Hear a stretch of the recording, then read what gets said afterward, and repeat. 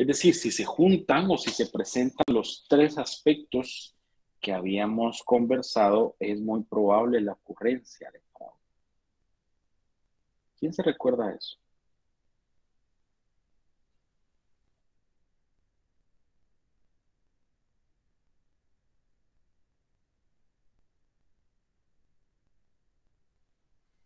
A ver, un voluntario o voluntaria.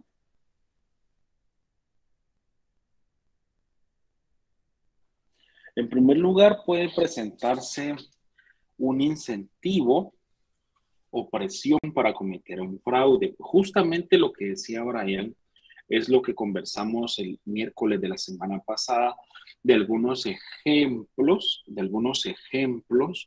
para cometer, a ver, no para cometer, sino que algunos ejemplos que puedan significar un indicio de presión o incentivo para cometer un fraude. El segundo aspecto se trata acerca de la oportunidad, es decir, puedo tener un incentivo, puedo tener una presión para cometer fraude como organización o como miembro de una organización, ¿cierto? Pero los controles pueden ser muy efectivos o pueden estar de la forma adecuada. Entonces, no existe una oportunidad para cometer un fraude. Y por último, es un proceso de racionalización, es decir, ya una vez presentado un incentivo, un elemento de presión, pero también está la oportunidad para cometer un fraude, ya la organización o la persona racionaliza, es decir, decide de qué forma cometer un fraude. Y eso es hacia lo que se inclina, eso es a lo que se inclina NIA 240 en los aspectos del anexo, ¿verdad? El anexo. Entonces vamos a regresar a la presentación. Recuerdo que nos habíamos quedado leyendo los primeros, ¿verdad? Los primeros en cuanto a esto. Como bien acabo de mencionar, miren los títulos de estos apartados. ¿Qué tenemos aquí en el centro? ¿Qué tenemos en el centro? ¿Quién me hace favor de leerlo? Incentivos y elementos de presión. ¿Sí? Gracias. Ese es el primer aspecto del triángulo de fraude. Eso fue lo que analizamos en la ocasión anterior. Las siguientes son oportunidades, ¿verdad? Es decir, de que ya está o ya se presenta, ya se presenta el incentivo, pero también está la oportunidad para cometer un fraude. Vamos a hablar un poco de eso. Y por último, en el tercer aspecto de este triángulo de fraude en el cual puede manifestarse, son las actitudes o la decisión, ¿verdad? ¿Cómo vamos a racionalizar o a tomar la decisión como organización probablemente o como persona parte de la organización a realizar un fraude? ¿De acuerdo? Nos habíamos quedado en el apartado de incentivos y elementos de presión. Ahora vamos a platicar el tema de oportunidades, es decir, cuando se dan estos incentivos o elementos de presión que ya el día miércoles habíamos platicado, ¿se acuerdan que conversamos de un alto grado de competencia, descensos en la demanda? Poníamos el ejemplo de Netflix, flujos de efectivo negativos, crecimientos rápidos y nuevos requerimientos legales, ¿no? Ahora, en cuanto a las oportunidades, ojo que estos pueden ser algunos ejemplos de indicio para que se dé la oportunidad de un fraude, ¿no? ¿Quién me quiere apoyar con esta lectura, por favor? De estas viñetas que vemos en pantalla. ¿Alguien, por favor, adelante?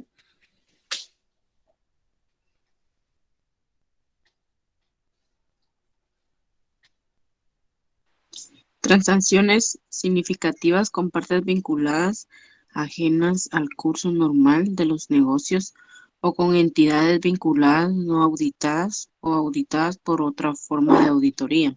Una fuerte presencia financiera o capacidad de dominio de un determinado sector de la industria que permite a la entidad imponer términos o condiciones a los proveedores o a los clientes que pueden dar lugar a transacciones inadecuadas o realizadas en condiciones de independencia mutua.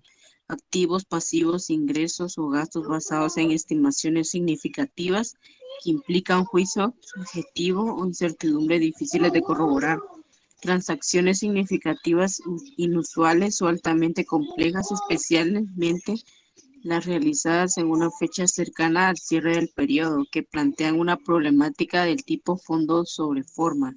Operaciones significativas transfronterizas o realizadas en el extranjero en jurisdicciones donde existen diferentes entornos y culturas empresariales. Utilización de intermedios sin que parezca existir una justificación empresarial clara. Cuentas bancarias significativas u operaciones de una sociedad dependiente o una sucursal en jurisdicciones que sean paraísos fiscales y para las que no parezca existir una justificación empresarial clara. Muchísimas gracias por la lectura. Algunos de los ejemplos que llaman la atención claramente está cuando se facturan algunos honorarios por alguna intermediación. Eso, mucho ojo porque eso sí puede significar que parte de algún pago esté siendo dirigido a una persona en particular que no se desea divulgar y que esté siendo reflejado como algún costo por intermediación, cuando claramente esto no es así, ¿cierto? Y el otro que dio mucho de qué hablar a primera hora, señores, es cuando son entidades, cuando hay transacciones con partes relacionadas. Ahora, quiero detenerme a hacer una pausa y consultar. Yo sé que varios de ustedes ya han escuchado este término. ¿Qué entienden o qué han escuchado como partes relacionadas? ¿Qué han escuchado de esto?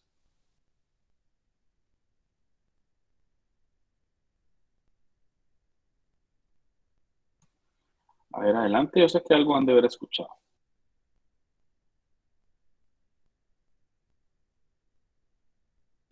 Licenciado, es cuando hay compañías en otros países. Ajá. ¿Y qué con eso? Jairo, siga. Va bien. Bueno, yo como lo veo del lado de la contabilidad, eh, en el cierre anual se hace el estudio de precios de transferencia para, para ver si están cumpliendo directamente con los impuestos en los dos países en los que estén o en varios, para que no exista el fraude. Sí, claro. Tal vez no. A ver, esto es bien interesante lo que menciona Jairo. Eh, Precios de transferencia. Sí, tal vez ese no es un fenómeno o no busca atacar un fenómeno de fraude, pero sí hasta cierto punto de evasión fiscal, ¿verdad? La ley en Guatemala, libro 1, 10/2012, después del artículo 56, si mal no estoy, no define el término de precios de transferencia, le llama normas especiales de valoración entre partes relacionadas, ¿cierto? Y consiste, como bien dice Jairo, en poder determinar la adecuada renta imponible que tuvo que haberse pagado con empresas que forman parte de un grupo empresarial en Guatemala hacia el extranjero o viceversa, extranjero hacia Guatemala. Inicialmente la iniciativa de ley contemplaba un análisis para compañías de grupo dentro de Guatemala, pero al final del día quedó solo Guatemala, exterior de Guatemala, ¿cierto? Exterior de Guatemala. Um, y sí, ¿cómo es que lo aborda? ¿Cómo es que lo aborda NIA 240? ¿Verdad? No sé si ustedes alguna vez han visto en alguna contabilidad de compañías que pertenecen a un mismo grupo corporativo, ¿cierto? Pero a veces, en ocasiones hay partidas así como a cuentas intercompany, que se quedan en cuentas de balance, cuentas por pagar o por cobrar, cuentas por pagar o por cobrar en otra compañía. Eso es a lo cual se pretende dar un seguimiento bastante estricto ahora para evidenciar que sean transacciones justamente con algún fondo económico o algún fin económico, no simplemente por desviar fondos de una cuenta hacia otra, probablemente para reflejar menos fondos en una empresa, lo traslado para otra. Ese tipo de prácticas es a lo que se refiere NIA 240, de alguna oportunidad para que se presente un fraude cuando eh, pasa alguna de estas situaciones, ¿cierto? Cuando pasa alguna de estas situaciones. Ojo entonces, ¿cuál es el número 3, el que sigue acá? Ya vimos algunos ejemplos de incentivo, elementos de presión para cometer un fraude, algunas oportunidades que puedan darse para cometer un fraude. ¿Y cuál es el número 3? La racionalización. La racionalización, claro, que es donde ya toma forma el actuar de mérito de la organización cuando hay un incentivo o una presión, cuando hay oportunidad para cometerlo, y ya entramos a una parte de raciocinio, ¿cierto? De raciocinio. En ese sentido, vamos a ver algunos ejemplos que nos dice la NIA 240 al respecto. ¿Quién me puede con esta lectura, por favor? Actitudes y racionalización. A ver, adelante.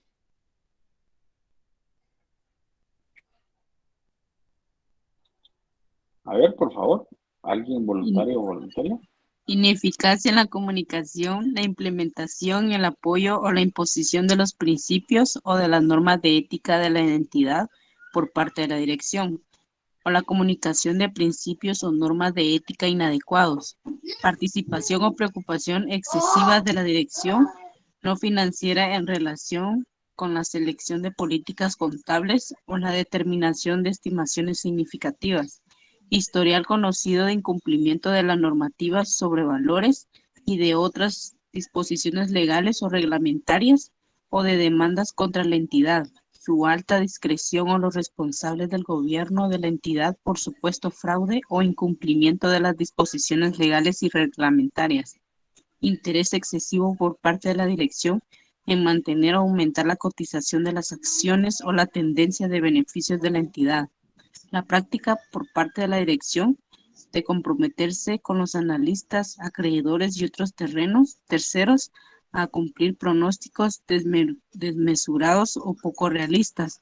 El hecho de que la dirección no subsane las deficiencias significativas conocidas en el control interno oportunamente. Interés por parte de la dirección en la utilización de medios indebidos para minimizar los beneficios contabilizados por motivos fiscales. Sí, muchas gracias. Continúa estos últimos, por favor.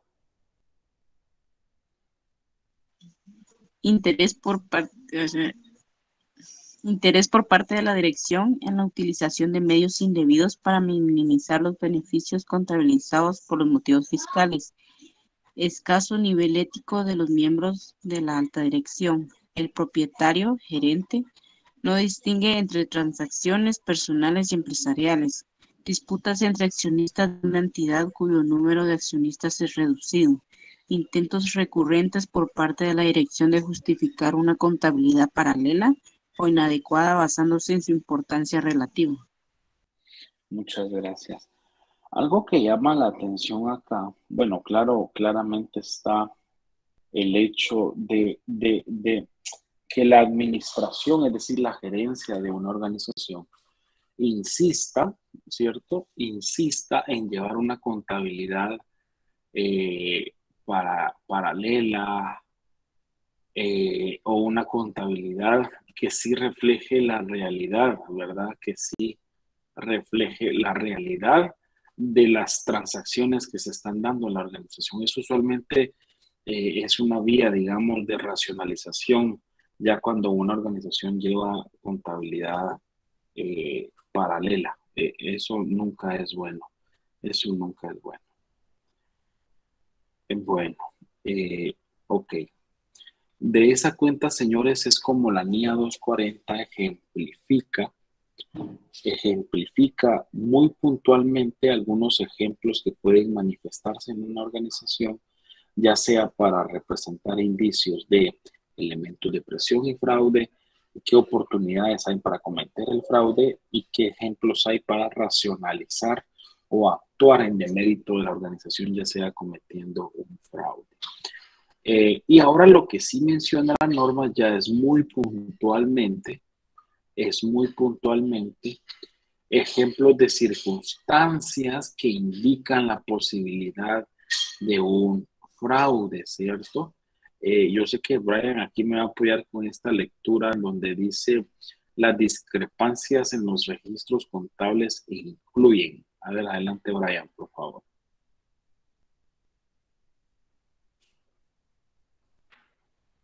Licenciado, yo con todo gusto, la verdad, pero el problema conmigo es que yo no miro esa letra tan pequeña. No tenga pena, no tenga Por pena. eso nunca Gracias. he apoyado leyendo. No tenga Disculpe. pena, Brian. Gracias. ¿Se ¿Alguien la más, leo por yo, favor? Lick? Sí, por favor, gracias. Dice ejemplos de circunstancias que indiquen, pero no la mueva porque no miro así. Lick, no seas así, es que Ahí está, ahí no está. solo uno Perdón. está mero ciego y Ya, perdón. forzando la vista. Ahora sí. Dice, ejemplo de circunstancias que indican la posibilidad de fraude. A continuación se exponen ejemplos de circunstancias que pueden indicar la posibilidad de que los estados financieros puedan contener una incorrección material debida a fraude. Las discrepancias, no miro, discrepancias en los registros contables incluyen transacciones que no se han registrado íntegra u oportunamente o que se han registrado incorrectamente en lo referente a la cantidad o importe, periodo contable, clasificación o política de la entidad, saldos o transacciones sin justificación documental o autorización, ajustes de última hora que afectan significativamente a los estados de resultados y evidencia de acceso. ¿Hasta ahí? No. Sí, No sé si hasta ahí. está muy Solo bien. denme un segundito. Hasta allí. Vamos a reflexionar de eso. Solo denme un segundito.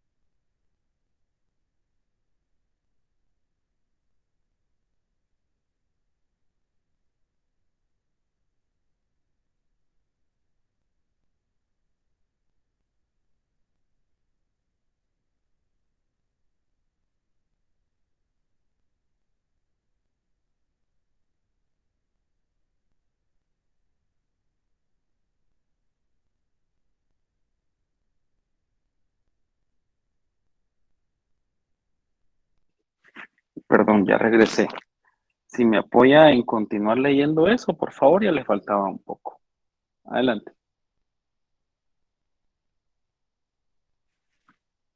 Y ahorita voy, Rick, solo lo estoy haciendo yo más grande aquí. No tenga Dice, pena. ¿dónde me quedé? Bien. Yo creo que evidencia de acceso de los empleados a sistemas y registros incongruentes con el acceso que necesita para desempeñar sus tareas autorizadas. Confidencias o quejas ante el auditor relativas a un presunto fraude. Evidencia contradictoria o falta de evidencia que incluye ausencia de documentos, documentos que parecen, haber sido alterados. Gracias. ¿Y estos que están por acá? Ahí está. Y ahí nos vamos a quedar. Siga, por favor. Dice disponibilidad únicamente de fotocopias y documentos transmitidos electrónicamente en los casos en que cabe esperar que existan documentos originales, partidas de conciliación significativas no explicadas, cambios inusuales en el balance de situación o cambios en las tendencias o ratios o relaciones importantes de los estados financieros, por ejemplo, crecimiento más rápido de las cuentas a cobrar que de los ingresos. Respuestas incongruentes, vagas o poco verosímiles, de la dirección o de los empleados en las indagaciones o los procedimientos analíticos realizados. Discrepancias inusuales entre los registros de la entidad y las respuestas de confirmación. Número elevado de bonos y otros ajustes realizados en los registros de las cuentas a cobrar. Diferencias sin justificar o inadecuadamente justificadas entre el libro auxiliar de las cuentas a cobrar y la cuenta de control, o entre los estados de cuenta de los clientes y el libro auxiliar de las cuentas a cobrar. Inexistencia o ausencia de cheques cancelados en circunstancias en las que los cheques cancelados normalmente se devuelvan a la entidad con el extracto bancario, desaparición de existencias o de activos físicos de magnitud significativa. Muchísimas gracias por esta amplia lectura. Ya una vez habiendo recorrido, digamos, los ejemplos que pone la norma en cuanto a eh, qué circunstancias pueden amenazar el trabajo de un auditor dentro de una organización. Claro, cuando temas de fraude nos estamos refiriendo, tanto por los incentivos o elementos de presión, por la oportunidad que existe, por la racionalización ya de la decisión, pero también ya estos son algunos ejemplos muy puntuales de qué podemos esperar para ya considerar alguna posibilidad de existencia de fraude, ¿cierto? Por allí amablemente se leyó aquellas transacciones que no se hayan registrado oportunamente. Es que se me olvidó contabilizarlo. Eso es algo que escuchamos muy comúnmente, pero también muy comúnmente puede significar la ocurrencia de un fraude. Saldos o transacciones sin documentación, híjola, no digamos, ¿cierto? No digamos. Ajustes de última hora, principalmente en cierres contables, eso es muy frecuente. Evidencia de acceso de los empleados al sistema, ¿verdad?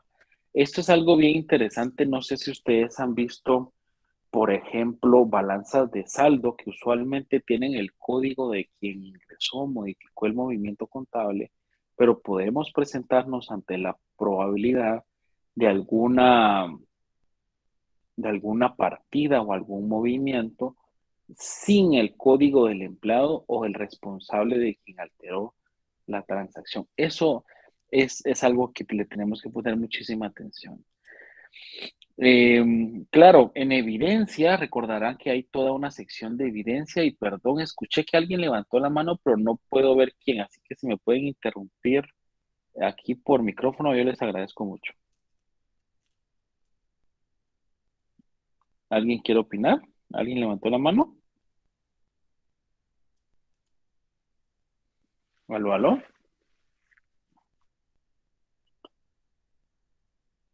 ¿No?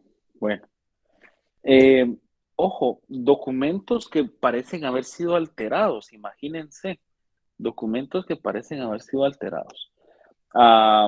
Temas de partidas no explicadas también de los elementos más frecuentes en una organización. ¿Qué más?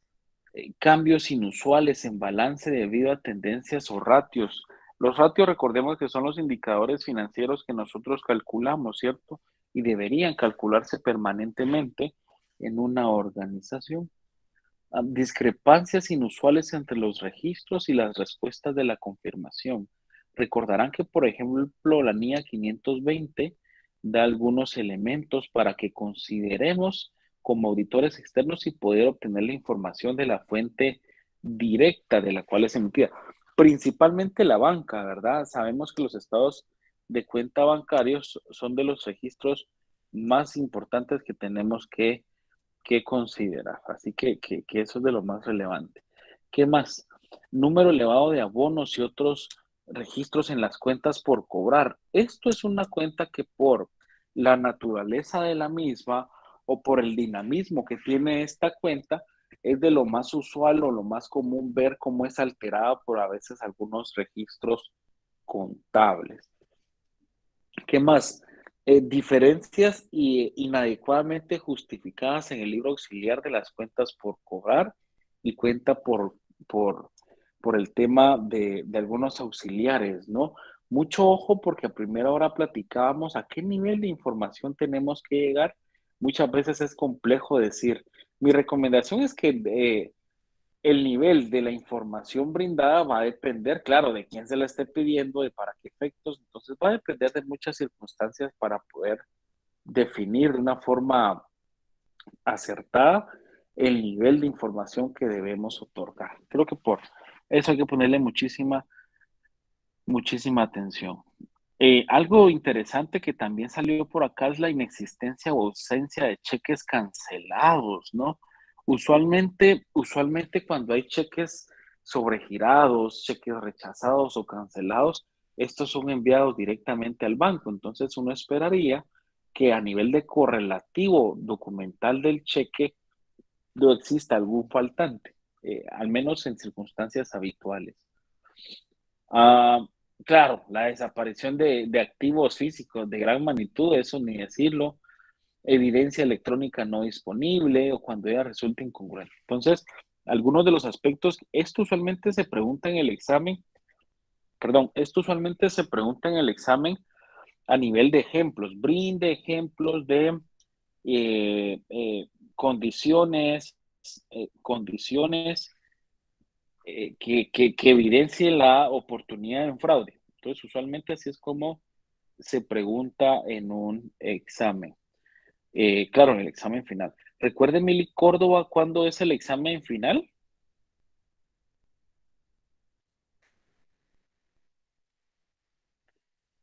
¿Aló, licenciado Córdoba, está por ahí?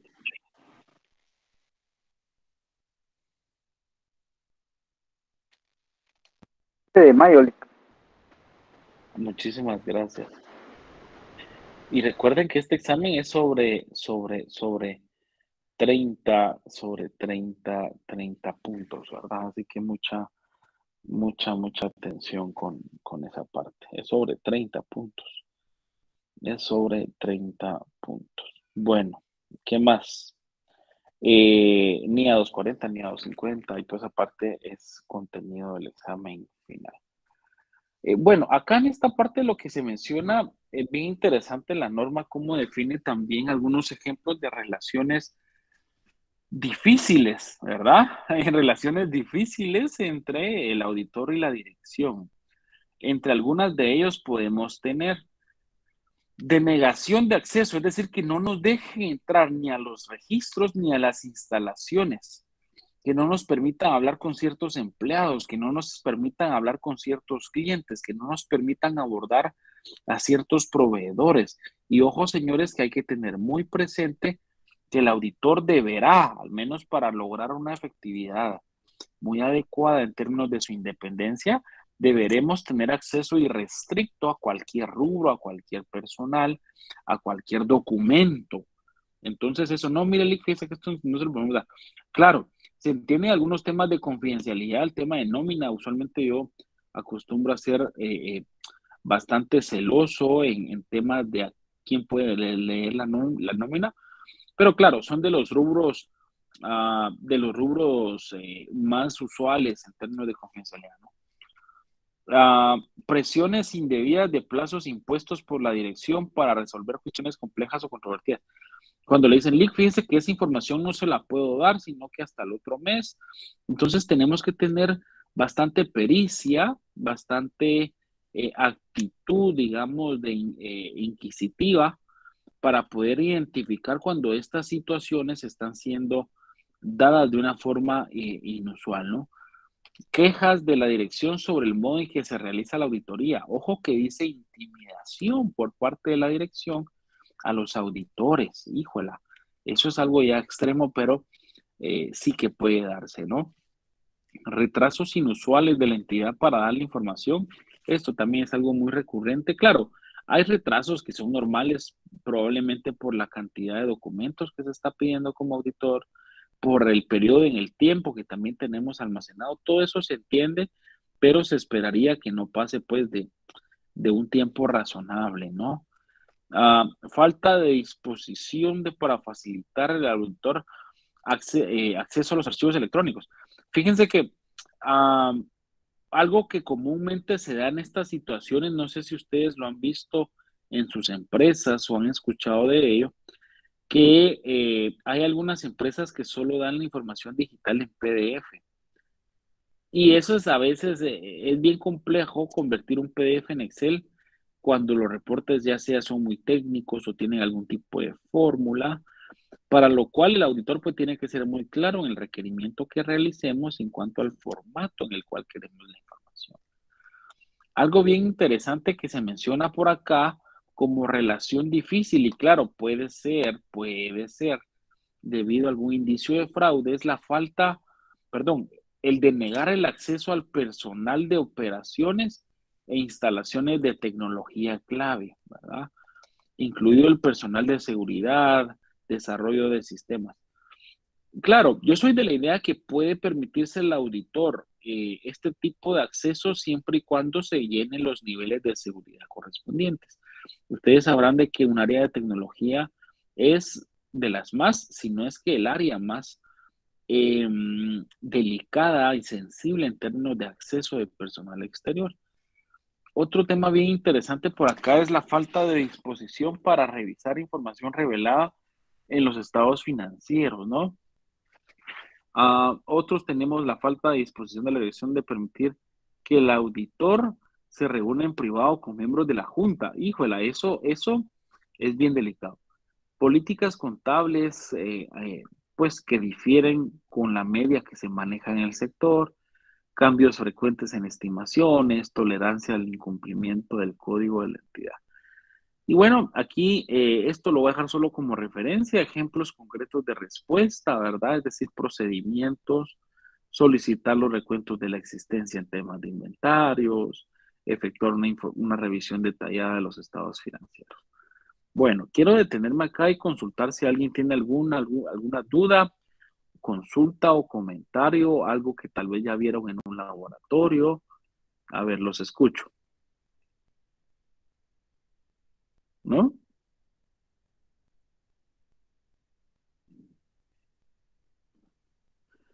Por ahí estoy viendo el chat. Ok. Acercaba Zoom, no manchen, es cierto. Sí, no me la había dado. No, ¿para qué estoy leyendo yo esto? Ojalá ni lo hubiera leído. Bueno, sí, Brian, no me extraña, porque Brian, pero bueno, está bien. Un broma, Brian, pero sí le puede dar zoom como que fuera cualquier otra pantalla y se la agranda, ¿no? Brenda pone el tema de pago de proveedores. Esto también es bien complejo, ¿verdad?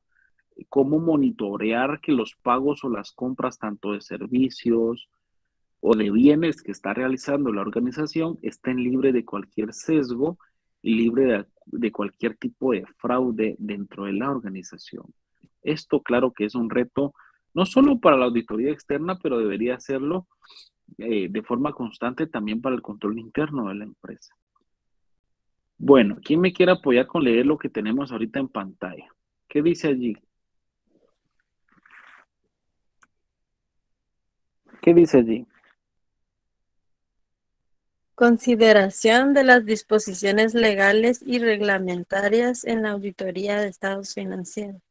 Gracias. Consideración de las disposiciones legales y reglamentarias.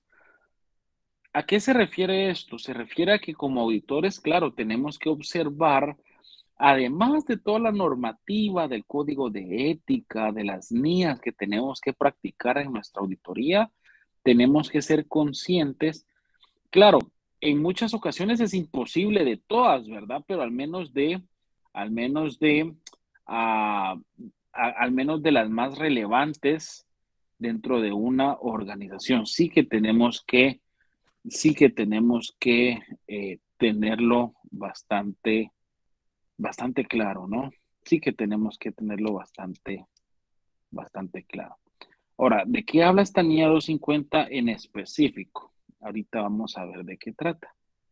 Esta NIA en específico.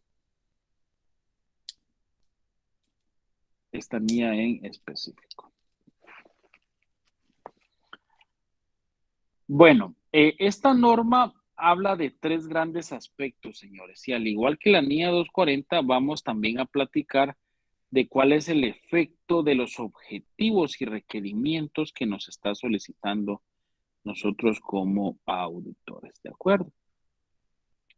¿Qué vamos a ver ante este respecto? Vamos a ver primeramente que la responsabilidad es en cuanto a informar cualquier anomalía que se escape de la materialidad que hemos definido en cuanto a las leyes y reglamentos que afectan a nuestra empresa auditada. Aquí habla de, muy similar a lo que platicábamos en NIA 240, que el incumplimiento de algunas disposiciones reglamentarias o legales sí que nos pueden afectar la materialidad, pero tiene que ser visto hasta eso, ¿verdad? Como algo probablemente material. Eh, es responsabilidad de la dirección, claro, claro, de la dirección de la empresa o de la organización, supervisar a todos los miembros del gobierno de la entidad y cerciorarse que se estén cumpliendo a cabalidad todas las situaciones éticas al respecto, ¿cierto? Todas las situaciones éticas al respecto. ¿Qué más?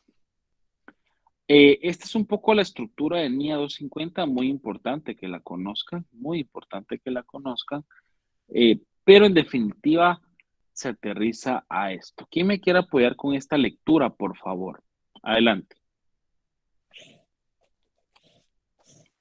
El auditor es responsable de la obtención de una seguridad razonable de que los estados en su conjunto están libres de incorrecciones materiales debidas o fraude o error.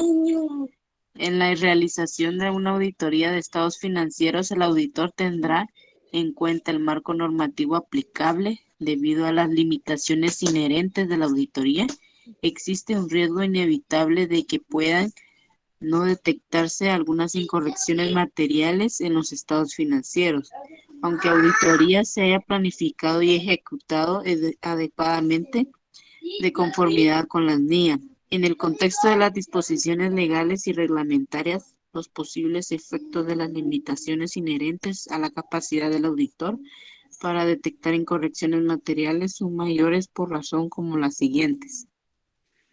Gracias. ¿Cuáles son esas? Si me apoya con esa también, por favor. Adelante.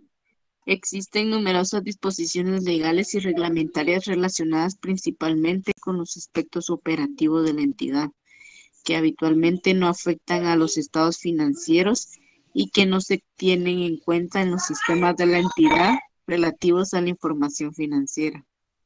Muchas gracias. Lo que hablábamos, realmente son muchas las leyes a las cuales una empresa tiene que estar sujeta. Si me apoya con esa, por favor.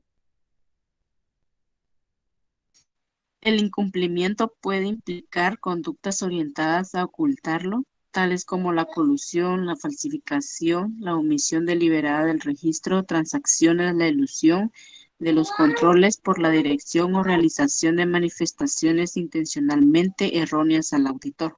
Gracias. Ojo que intencionalmente, como platicábamos, muy similar a NIA 240, gracias por la lectura, que una cosa es el tema de error, que pueda encontrarse una incorrección material, y otra muy separada es de que ya sea algo intencional por parte de la organización.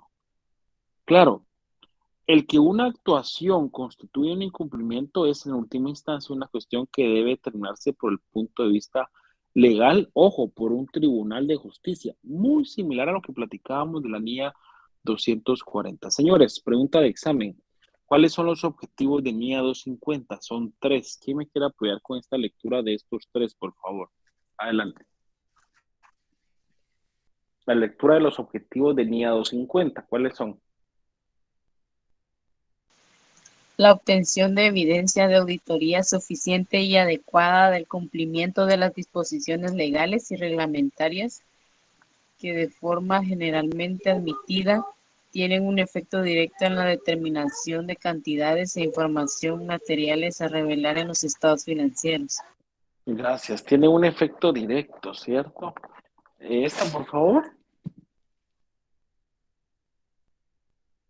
Adelante. La aplicación de procedimientos de auditoría específicos que ayuden a identificar casos de incumplimiento de otras disposiciones legales y reglamentarias que puedan tener un efecto material sobre los estados financieros. Muchas gracias. Que pueda tener un efecto material en los estados financieros. Con esta, por favor. Ese es el tercero, adelante. Responder, Sí, adelante.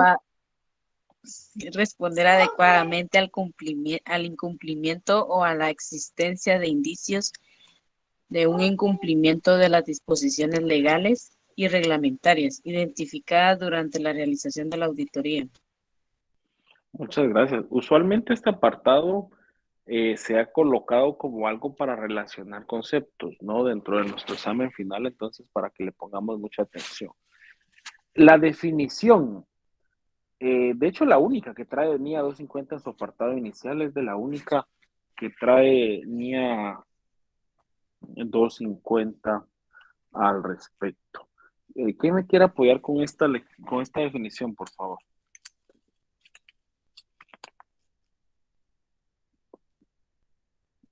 A ver, por favor.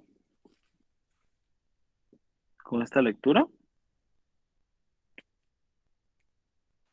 Incumplimiento, acciones u omisiones de la entidad, intencionadas o no, que son contrarias a las disposiciones legales y reglamentarias vigentes.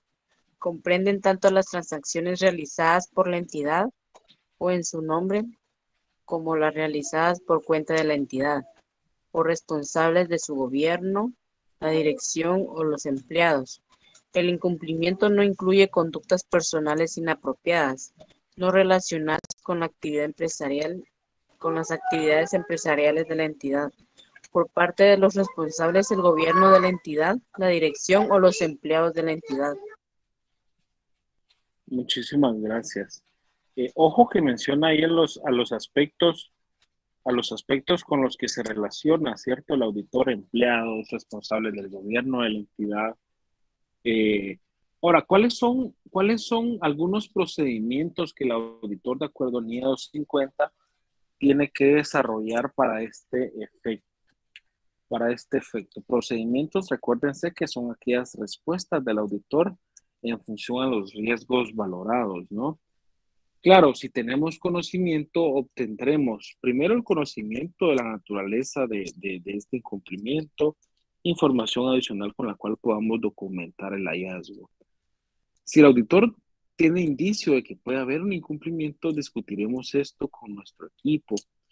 Si la dirección o cuando proceda los responsables del gobierno de la entidad no proporcionan información suficiente que corrobore esto, nosotros tendremos que tener un asesoramiento jurídico en última instancia porque esto es un tema legal.